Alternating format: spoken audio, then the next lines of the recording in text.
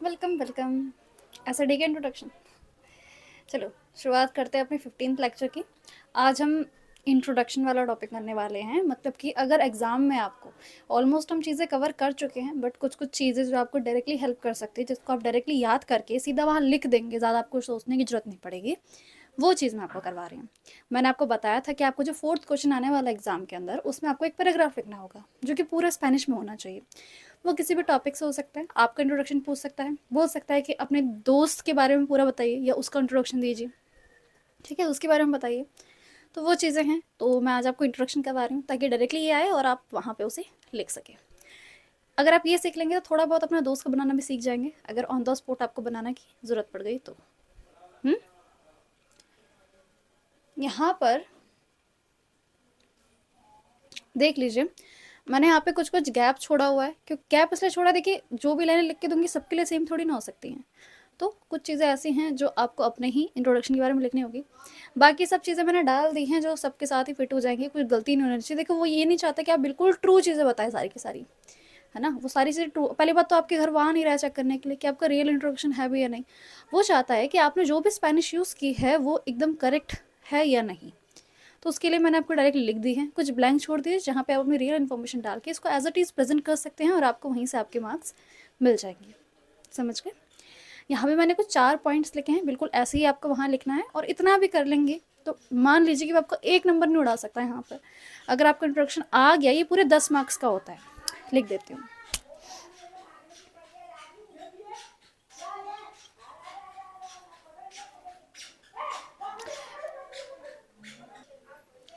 तो जो ये आपका पोर्शन है, ये जो इतना सा मैंने आपको लिखा है, टोटल आपके 50 मार्क्स का स्पेनिश का एग्जाम आएगा, उसमें से 10 मार्क्स इतना याद करने पे आपको मिल जाएंगे अगर एज इट इज़ ये चीज़ आ जाती है। अदरवाइज इन लाइन को यूज़ करके ज़्यादातर देखो वो कुछ नहीं पूछ सकता। ज़्यादा क्या पूछ सकता है, अपने फ्रेंड का डिस्क्रिप्शन दो, अपना इंट्रोडक्शन दो, अपने स्कूल के बारे में बताओ, अपने घर के बारे में बताओ, यही चीज़ें उठ के आएंगी। देख लेना, इसके अलग आपको कुछ भी उठ के नहीं आने वाला है, ठीक है। तो 10 मार्क्स के लिए आज हमें ये वाली वीडियो करनी है। प्रे करना कि एज इट इज़ उठ के आज इंट्रोडक्शन ही पूछ ले और यहीं से आपका काम बन जाए, ठीक है। मैं आपको एक लाइन का मीनिंग समझा देती हूँ।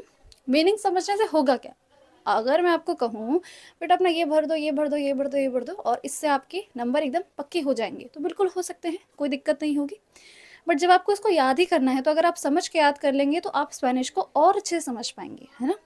अगर मैंने आपको छोटे छोटे वर्ड्स का मीनिंग समझा दिया कि इसको ऐसे यूज़ करना है, इसको ऐसे यूज़ करना है, तो जब आप खुद अपने स्पेनिश के अंदर जो लाइन को क्रिएट करेंगे, उस बीच में भी आप इन वर्ड्स का यूज़ करके एक करेक्ट सेंटेंस का फॉर्मेट कर सकते हैं। एग्जैक्टली, ठीक। शुरुआत करते हैं फर्स्ट सेंटेंस से।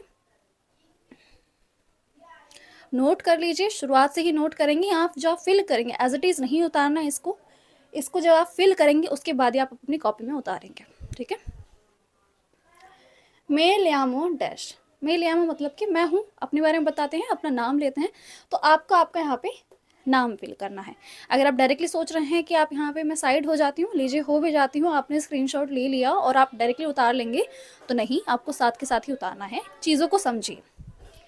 आज थोड़ा मैनेज कर लेना, बहुत बैकग्राउंड साउंड आ रहा है क्योंकि मैं शाम के टाइम शूट कर रही हूँ, दिन में नहीं कर पाई हूँ, कुछ काम की वजह से, कुछ घर में काम चल रहा है, इस वजह से नहीं कर पाई हूँ। थोड़ा मैनेज कर लीजिए। देखिए, estoy estudiando en la Universidad de IGNOU. ला यूनिवर्सिटी मतलब द यूनिवर्सिटी की बात कर रही है, ऑफ इग्नो मतलब कि ये कहना चाहता है कि मैं स्टूडेंट हूँ इग्नो में, है ना। इग्नो यूनिवर्सिटी के अंदर मैं स्टूडेंट हूँ, वो आप सभी हैं, तो कुछ गलत इसके अंदर है नहीं, इसीलिए इस लाइन को यूज़ किया गया है, ठीक है। चाहे आप कोई से भी स्ट्रीम के हो, या कोई सा भी आपका कोर्स हो, या कोई सा भी आपका सब्जेक्ट और आपने साइकोलॉजी को चूज़ किया हो, तब भी आपका ये हर जगह फिट हो जाएगा, ठीक है। तो मैं स्टूडेंट हूँ इग्नो यूनिवर्सिटी में। माय असाइन नेचर फेवरेटा। अगर आप पहले से ही सारे वीडियोस को कवर करते हुए आ रहे हैं तो आप बिल्कुल से जानते होंगे कि इन लाइन का मतलब क्या है। नहीं देखा है तो जाके एक वीडियो चेक कर लीजिए, बहुत मेहनत से बना रही हूँ और आपको समझने में बहुत ज़्यादा आसानी होगी अगर आप ऐसे कर लेंगे तो, ठीक है। तो my favourite subject is adjective बाद में, सब्जेक्ट पहले, है ना। माय फेवरेट सब्जेक्ट इज, आप अपना फेवरेट सब्जेक्ट लिखना है। अब मैंने यहाँ पे स्टोरी लिखा था, मुझे हिस्ट्री पढ़ना बहुत ज़्यादा पसंद है। वैसे मुझे सारे ही सब्जेक्ट पसंद आते हैं, मैथ्स हो साइंस हो, क्योंकि पढ़ने वाले बच्चों को हर एक सब्जेक्ट ही आ जाता है। तो आप अपने हिसाब से जो आपको ज़्यादा पढ़ने में मज़ा आता है कुछ भी लिख सकते हैं। मुझे जीएस जेके जीएस पढ़ने में ज़्यादा इंटरेस्टिंग लगता है, हिस्ट्री को जानना मुझे ज़्यादा पसंद लगता है, मैंने यहाँ पे हिस्टोरिया लिखा था। आप अपनी मर्जी से कुछ भी लिख सकते हैं। मैंने पहले हिस्टोरिया लिख रही थी, मैंने कहा एक बार आप भी ट्राई कीजिए, आपको क्या पसंद है वही डाल देना, ठीक है।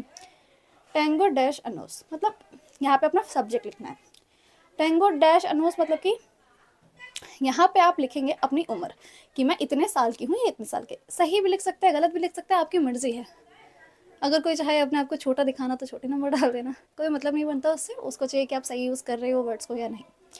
इन माई फैमिली या इन माई फैमिली, ठीक है, इन माई फैमिली समोस क्वांट्रो। अभी क्वांट्रो से रिलेट कर पा रहे हो तो बहुत शुरू की वीडियो देख के आ रही हो जहाँ मैं आपका बेस बना रही थी। क्वांट्रो मतलब होता है 4। समोस क्या है, समोस सैर का ही फॉर्म है ना। हमने एक सैर वर्ब पढ़ी थी, उसके अंदर आपको समोस भी दिख गया होगा। तो मतलब मेरी फैमिली के अंदर 4 लोग हैं, माय पादरे, माय मदरे, माय हरमानो एंड यू। मेरे पापा, मेरी मम्मी, मेरा भाई और मैं। यो मतलब क्या होता है, मैं मतलब कि आई, ठीक है। अब ये भी सीख लिया आपने, फैमिली मतलब फैमिली है, इसको भी लिखने की जरूरत है नहीं, बट मैं तब भी लिख दे रही हूँ आपके लिए। अब पहले अपने बारे में बता दिए, यहाँ फिर अपने पापा के बारे में, यहाँ मम्मी के बारे में और यहाँ भाई के बारे में, और यहाँ पे आपका कवर हो जाएगा। माय फादर से ले आऊँ मतलब मेरे पापा का, यहाँ पे आपको नाम लिखना होगा अपने फादर का, मतलब उनका नाम है। या त्रबाजा, त्रबाजा क्या होता है, वर्क। ये एक वर्ब की फॉर्म है जिसका मतलब होता है वर्क, मतलब कि काम करना। मतलब कि त्रबाजा कोमो मेडिको इन उन हॉस्पिटल, ठीक है। मेरे पापा जो है वो हॉस्पिटल में काम करते हैं। अब सबके तो ऑब्वियसली नहीं करते होंगे, सबका अलग अलग मैं बता नहीं सकती, इसलिए मैंने स्पेसिफिक लिख दिया, जो सबके अंदर आप लिख सकते हो, कुछ दिक्कत नहीं है। त्रबाजा वर्ब है, कोमो मतलब होता है, कहाँ लिखूँ, यहाँ लिख देती हूँ।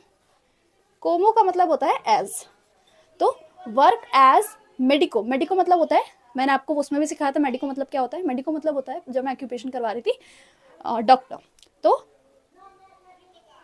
And work as doctor in a hospital, तो एक हॉस्पिटल के अंदर जो मेरे पापा हैं वो एक डॉक्टर का काम करते हैं। तो जब भी आपको कोमो का यूज़ करना पड़ा, है ना, जब भी आपको कोमो का यूज़ करना पड़ा तो आप इसको ऐसे यूज़ कर सकते हैं। मेडिको सीख गए, ट्रबाजा भी आपको समझ आ गया वर्क के लिए। तो अगर आप अपने दोस्त के बारे में बता रहे होंगे तो आप ट्रबाजा वर्ड यूज़ कर सकते हैं, बिल्कुल कर सकते हैं, है ना। यहाँ उनका नाम लिखना, यहाँ उनकी उम्र डाल देना, मतलब कि उनकी उम्र इतनी है। इस उना पर्सोना मुए रिस्पॉन्सिबल या डेडिकाडा एज सू ट्रबाजा। बहुत बहुत वियर्ड सी चीज़ थी मैम, ये अपने लाइन क्या पढ़ दी, इसका मीनिंग क्या होगा। चलिए छोटे छोटे करके इसको तोड़ते हैं। इस मतलब होता है इज, इसी के अंदर ही भी छुपा होता है ना। अगर लड़के की बात करें इसके अंदर ही भी, तो he is a person, persona मतलब पर्सन, पहले बता सके, ही इज अ पर्सन।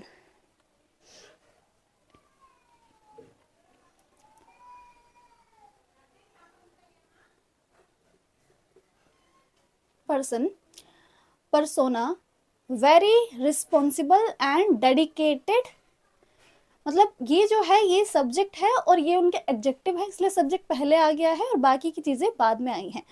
बहुत ही ज़्यादा रिस्पॉन्सिबल है और डेडिकेटेड है। ये ए का मतलब क्या है मैम, अभी तो आपने बोला था कि आर्टिकल्स अलग चलते हैं और आप डायरेक्टली ए लिखवा रहे हो। स्पेनिश के अंदर ए का मीनिंग अलग होता है, यहाँ देख लीजिए। ए हम तब भी यूज़ करेंगे जब हमें टू का मीनिंग देना होता है, ठीक है। तो डेडिकेटेड टू, सू क्या होता है, सू हम तब यूज़ करेंगे जब हमें हिज या हर वाला मीनिंग देना होगा, ठीक है। नहीं, हिज वाला वर्क याद कर लीजिए आप, ठीक है। तो अ कम टू, सो का मतलब हिज, और ट्रबाजा अभी बता दिया वर्क, मतलब कि ये कहना चाहते हैं he is very responsible and dedicated person to his work, ठीक है। अपने वर्क के लिए वो बहुत ही ज़्यादा रिस्पॉन्सिबल है और एक डेडिकेटेड पर्सन है। तो इस लाइन का मतलब ये है। थोड़ा थोड़ा तोड़ के इस चीज़ों को समझोगे तो समझने में ज़्यादा आसानी होगी। चलिए ये वाला देखते हैं। माय मादरे से लियामा, सेम एज इट इज़, यहाँ लाइन डाल दीजिए, क्या है आपकी मम्मी का नाम। सच भी डाल सकते हैं, झूठ भी डाल सकते हैं, कोई मतलब नहीं बनता, सच ही डाल देना वैसे। एंड इस प्रोफेसरा, वो प्रोफेसर हैं इन प्रोफेसरा, देखो प्रोफेसोरा डाला, ए डाला क्योंकि फीमेल है ना। इस प्रोफेसरा इन ऊना स्कूल है, स्कूल है मतलब होता है स्कूल, मतलब वो प्रोफेसर हैं एक स्कूल में, उनकी उम्र इतनी है, टी एन एच डैश अनोस कुछ भी डाल सकते हैं, कुछ भी मतलब कि रियल ही डाल देना, है ना, कुछ भी में कुछ भी मत डाल देना। एला इज माई हरमोसा। माई नहीं है, मुए है, मुए मतलब होता है वेरी, है ना, लिख दूं, याद ना रहे आपको तो। मुए मतलब होता है वेरी, दिख रहा है आपको, ठीक है। She is very pretty. हरमोसा, ये हरमानो नहीं है, हरमोसा है, हरमोसा मतलब होता है प्रिटी। तो ये कहना चाहते हैं मेरी अम्मी प्रिटी है। ऑब्वियसली हर किसी की माँ सुंदर ही होती है, बस देखने का नज़रिया देखिए, हर किसी की सुंदर होती है, ठीक है। एला इसलिए क्योंकि फीमेल के यूज़ कर रहे हैं। वेरी बता दी, हरमोसा मतलब कि प्रिटी। भाई के बारे में देखिए, माई हरमानो यामा डैश, अपने भाई का नाम लिखिए। एंड इज स्टूडेंटे दे आर्किटेक्चरा, मतलब मेरा जो भाई है वो स्टूडेंट है, स्टूडेंट ऑफ आर्किटेक्चर, मतलब वो आर्किटेक्चर का स्टूडेंट है, वो आर्किटेक्चर को सीख रहा है, ऐसा कहना चाह रहे हैं, ठीक है। यहाँ अपने भाई का नाम लिखना है, यहाँ तो एज इट इज़ है, मैं आपको बस मतलब बता रही हूँ। अगर आप ऐसी लाइनों को भी यूज़ करना चाहे, जैसे अपने फ्रेंड का इंट्रोडक्शन दे रहे हैं, ठीक है, हमें पता चल गया हमें ऐसे लिखना होता है, नाम के लिए ऐसे लिखना होता है, उम्र के लिए ऐसे लिखना होता है ना। स्टूडेंट बताना हो तो इस लाइन का यूज़ कर सकते हैं, क्योंकि लड़का लड़का होगा तो ये वाली बताओगे, है ना। उम्र हो चुकी है, ये लाइन हम एज इट इज़ यूज़ कर सकते हैं उसके लिए, समझ रहे हो। तो लाइनों को यूज़ करना सीखिए, समझिए उसका मीनिंग क्या है, ताकि हम किसी और में भी उस लाइन को एज इट इज़ यूज़ कर सकें। उसकी उम्र बताइए। And is very creative and अपोशनाडा परसू करियरा, कि करियरा से, तो करियर से समझ नहीं आ गया होगा। क्रिएटिव का मतलब ये क्रिएटिव, सॉरी सॉरी सॉरी, क्रिएटिवा का मतलब क्रिएटिव है, एंड अपोशनाडा मतलब होता है पैशनेट, ठीक है। अपोशनाडा मतलब पैशनेट होता है।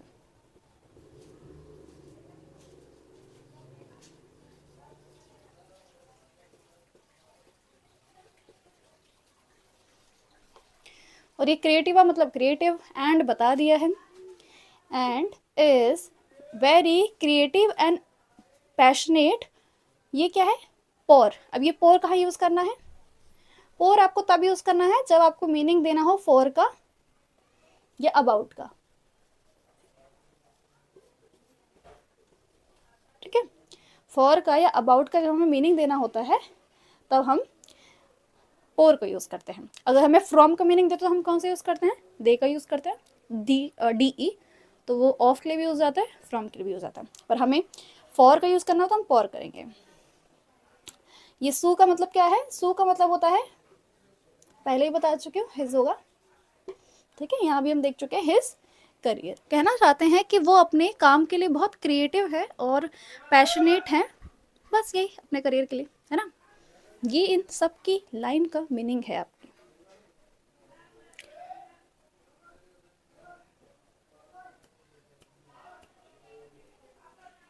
तो मैं आपको बता चुकी हूँ, अगर आपको इतना ही याद कर लेंगे आप, तो आपके जो 10 मार्क्स है वो कंफर्म हो जाएंगे बिल्कुल। इसके अंदर एक बार फिर से रिपीट कर देती हूँ, कहाँ क्या भरना है, कहाँ क्या भरना है, ताकि आपका जो पूरा है वो अच्छे से भर ले, और कहीं आप गलती से कुछ भी और चीज़ ना भर दे।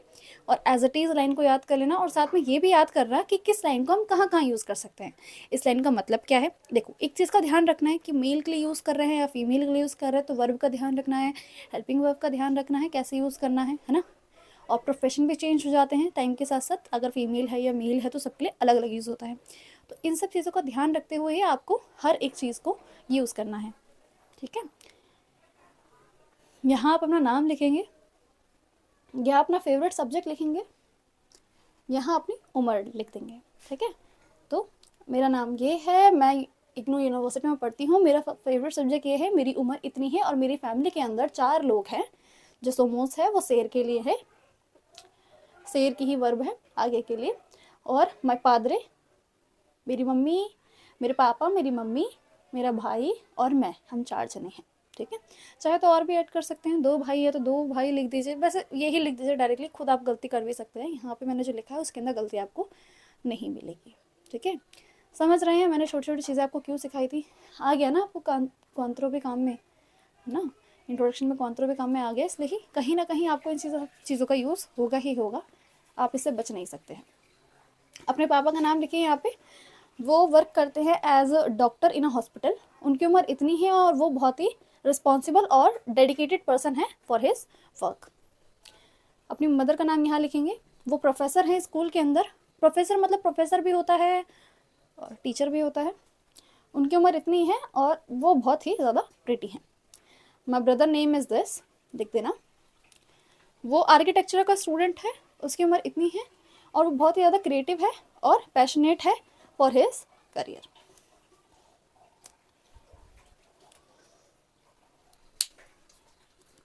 आई होप आपको ये चीज़ समझ आ गई होगी। कुछ दिक्कत तो नहीं आई है इसके अंदर, दिक्कत है तो एक बार कमेंट कर देना। देखो चीज़ें कमेंट डाउट पूछोगे तो उसका रिप्लाई मिल ही जाएगा ऑब्वियसली, है ना। अब जैसे कुछ ऐसे डाउट होते हैं जो मैं ऑलरेडी एक वीडियो के अंदर समझा चुकी हूँ किसी अदर वीडियो में, बट आप फिर से डाउट करें तो एक बार प्लेलिस्ट के गो थ्रू हो जाइए। अब बार बार ही मैं एक ही चीज़ का रिप्लाई देते देते देते कितनी बार मैं रिप्लाई दूंगी। जब मैं चीज़ को वो पढ़ा चुकी हूँ तो मैं बार बार उसका रिप्लाई, आप खुद भी सोचिए, मेरे पास यही काम नहीं है, मेरे पास और भी काम है। अभी भी आप सोच सकते हैं कितना साउंड चल रहा है बैकग्राउंड में। इनफैक्ट आज हमारे घर में कोई फंक्शन भी है, स्टिल मैं वीडियो बना रही हूँ बिकॉज मैंने आपको बोला है कि मैं करूँगी और मैं अपनी कमिटमेंट के लिए हमेशा एकदम तैयार रहती हूँ और काम को नहीं छोड़ती हूँ, इसीलिए अभी वीडियो बना रही हूँ। ठीक है, तो जितना मैंने आपको करवाया है इसको कर लीजिए। होप करना कि यही आएगा, होप नहीं भी करेंगे तब भी आपकी जो लाइनें आज आप सीख के जा रहे हैं ना, ये लाइनें आप कहीं ना कहीं आप यूज़ कर ही लेंगे। बिकॉज चाहे वो कोई सा भी इंट्रोडक्शन क्यों ना, 10 मार्क्स के अंदर आप इन लाइनों का यूज़ कहीं ना कहीं आप कर ही लेंगे। चाहे अपने दोस्त का इंट्रोडक्शन दे रहे हूँ, घर के बारे में बता रहे हूँ, कई बोलते हैं अपने फादर के बारे में बताइए, तो डायरेक्टली लाइन भी यूज़ करी जा सकती है, की जा सकती है ना। थोड़े बहुत चेंजेस कर देना, थोड़ा और लाइन को लिख देना। बस ये ध्यान रखना जब भी आप पैराग्राफ लिख रहे हों तो कोई गलती ना करें। पैराग्राफ सही होना चाहिए, वर्ब सही यूज़ कीजिए। प्रोफेशन जो आप लिख रहे हैं उसके अंदर फीमेल है या मेल है, ये नहीं कि आप अपने पापा के बारे में बता रहे हो प्रोफेशन में आपने फीमेल वाला लिख दिया, है ना। प्रोफेसोरा तो नहीं लिख दिया आपने, है ना, क्योंकि वो तो फीमेल के लिए हो जाता है, लास्ट में ए लग गया। तो इन चीज़ों का भी ध्यान रख लेना। जो आपका एग्जामिनर है बस वो ये चाहता है कि आपने जो भी चीज़ अपने उसके अंदर लिखी है, जो भी स्पेनिश में आपने चीज़ों को लिखा है उसके अंदर कोई गलती ना हो। वो सिर्फ गलती देखने के लिए बैठा हुआ है, ये देखने के लिए नहीं बैठा कि आप सही इन्फॉर्मेशन दे रहे हैं नहीं देख रहे, सही में आपके पापा डॉक्टर हैं भी या नहीं है, ऐसा कुछ नहीं है ना। वो सिर्फ ये देखना चाहता है कि आपकी जो भी स्पेनिश है आप किस तरीके से लिख रहे हैं। तो मैं आपको परोस के दे रही हूँ, इसको याद कर लीजिए, थोड़ी चीज़ों को समझ लीजिए, इतने में ही आपका काम बन जाएगा। और ये पैराग्राफ आपको बाकी चीज़ों में भी हेल्प करेगा। 10 मार्क्स का क्वेश्चन कर रहे हैं हम, है ना। 50 में से 10 मार्क्स यहाँ से, इसको अच्छे से कर लिया तो। और 10 मार्क्स वो जो मैंने आपको बोला था कि आपको 4th जो ब्लॉक है टेलीग्राम चैनल पे जाके स्पेनिश के लिए सर्च करना, पिन कमेंट में मिल जाएगा। आपको पिन कर रखा है मैंने वहाँ पे, कमेंट नहीं सॉरी, पिन कर रखा है मैंने टेलीग्राम पे कि स्पेनिश की जो बुक्स हैं उसका जो 4th ब्लॉक है बेटा, 4th ब्लॉक को जाके उस पर अच्छे से रीड कर लीजिए, प्लीज़ रीड कर लीजिए। इससे इसकी उम्मीद मेरे से मत रखना, वो स्पेनिश में नहीं है, इंग्लिश में लिखी हुई बातें हैं सारी की सारी, आपको सारी इंग्लिश के अंदर पढ़नी है, कुछ नहीं है उसके अंदर स्पेनिश से रिलेटेड।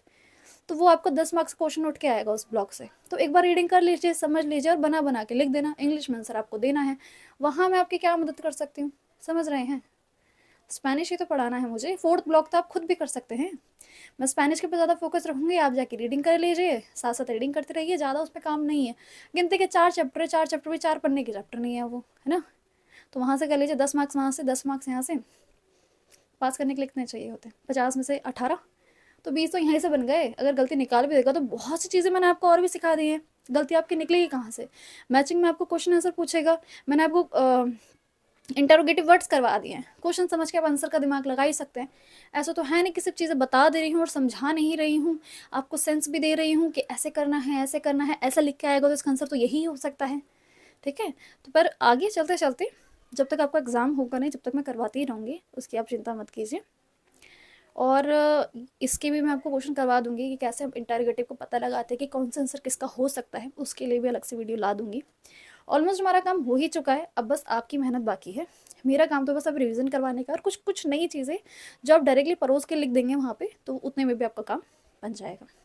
एक वर्ब का टॉपिक है बेटा, वो मैं करवाई दूंगी, ज़्यादा इंपॉर्टेंट नहीं है। देखो चीज़ें आप सीख रहे हो वो डायरेक्टली हो रही है, बट कुछ शॉर्ट ट्रिक है वर्ब की, सारी वर्ब एक ही बार में ख़त्म हो जाती है, उसके लिए भी एक अलग से वीडियो आएगी। थोड़ी लंबी जा सकती है वीडियो और मेरे पास थोड़े टाइम की कमी इस वजह से नहीं कर पा रही हूँ, आप समझ ही रहे हो ऑब्वियसली। ठीक है, जानते हैं कि मैं भी, ऐसा नहीं है कि मैं बहुत बड़ी यूट्यूबर बन चुकी हूँ और मेरे पास बस इसके अलावा और कोई काम नहीं है।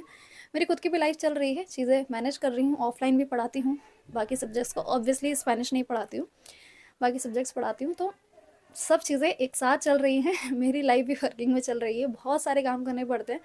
आप जान भी पा रहे होंगे मैं ढंग से बोल नहीं पा रही हूँ, थोड़ा बहुत गले में दिक्कत है। ठीक है, तब भी आपके लिए कंटेंट प्रोवाइड हो रहा है, कंटेंट में कमी नहीं आ रही है। उस दिन से अभी तक मैंने एक भी वीडियो, ऐसा एक दिन नहीं गया होगा जिसमें मैंने वीडियो पोस्ट ना की हो, ठीक है। मे भी संडे गया था बीच में, वो भी कुछ और काम की वजह से मुझे और कुछ शूट करना पड़ गया था और टाइम की कमी थी, अदरवाइज़ मैं वो भी करती थी। बट ये है कि मैं आपका सिलेबस तो कहीं कॉम्प्रोमाइज़ नहीं कर रही हूँ, सारा सिलेबस तो करवा ही रही हूँ। सिलेबस में कोई कॉम्प्रोमाइज़ हो तो कमेंट ज़रूर करना, मुझे पता चलना चाहिए, शायद मुझे पता ही नहीं है कि कुछ रह रहा हो, क्योंकि जितना मैं जानती हूँ मैं कितने काम को अच्छे से कर रही हूँ, मैं आपको बता पा रही हूँ। और आप ये भी जानते हैं कि मैं ज़्यादा फेक चीज़ें नहीं करती हूँ, सामने सामने है, टू दी पॉइंट है, टू दी पॉइंट समझा रही हूँ। फालतू बातों के लिए मेरे पास टाइम नहीं है, ना ही मैं यहाँ कुछ अलग तरीके के चीज़ें करके दिखा रही हूँ जिस तरह से आजकल लड़कियों को देखा ही जाता है, जो टीचर होती है या वो करती भी कुछ ऐसी ही चीज़ है जिनको उस नज़रिए से देखा जाता है। To the point information provide की जा रही है, उसी नज़रिए से आना बेटा, यही समझ के आना कि मैं पढ़ा रही हूँ तो आपको पढ़ने ही आना है। फालतू बातों के लिए मेरे पास भी टाइम नहीं है, और ना ही कमेंट में आप ऐसे, वैसे आप करते भी नहीं है ऐसी बातें। चाहिए तो कंटेंट के लिए आइए, और कोई काम मेरे पास तो आपको मिलने वाला है नहीं, ठीक है। मिलते हैं नेक्स्ट वीडियो में, बाय बाय। इसको कर लीजिए।